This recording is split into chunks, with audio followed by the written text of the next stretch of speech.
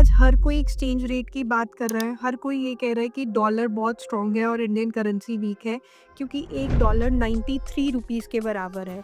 But fact ये है कि India is the strongest and fastest growing economy और रुपी उसकी बैकबोन है।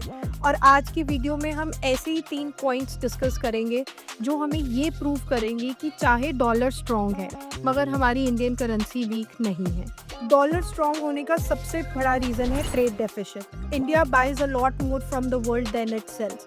और जब भी इंडिया बाहर से कुछ बाय करता है तो वो डॉलर में करता है और इसके लिए उसे अपनी इंडियन करेंसी को सेल करना पड़ता है और इसके कारण ह्यूज गैप क्रिएट होता है। इंडिया जो है वो third largest consumer of oil है और ऑयल की प्राइसेस है $90 पर बैरल। और इतना ऑयल खरीदने के लिए हिंदुस्तान को मिलियन ऑफ रुपीस को एक्सचेंज करना पड़ता है for dollar and which creates a gap again.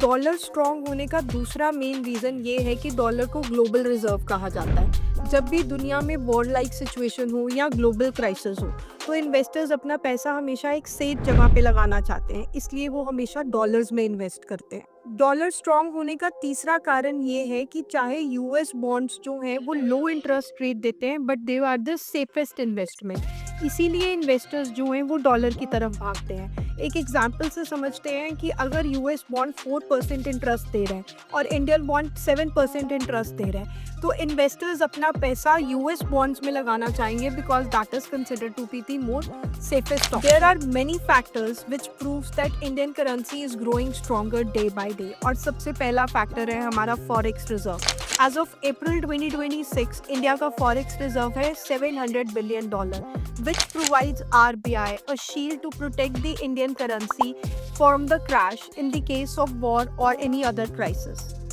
Second important चीज़ ये है कि सालों से हम दुनिया के साथ जो ट्रेड कर रहे हैं वो डॉलर में कर रहे हैं, मगर अगर आज की बात करें तो 6% of export is done in the Indian currency not in the dollar, which makes are rupee stronger. Last but not the least is the purchasing power. Sometimes the currency is weak on the paper but stronger at home. $5 in America can get you a Starbucks coffee or a sandwich, but when that currency is converted into Indian rupee, it can get you a wholesome lunch or pay your monthly internet bill. So price is what you pay and value is what you get. The exchange rate is just a number, but the growth is the real story. इसलिए जो हमारी हिंदुस्तान की currency है वो सिर्फ survive नहीं कर रही, वो इवॉल्व कर रही है।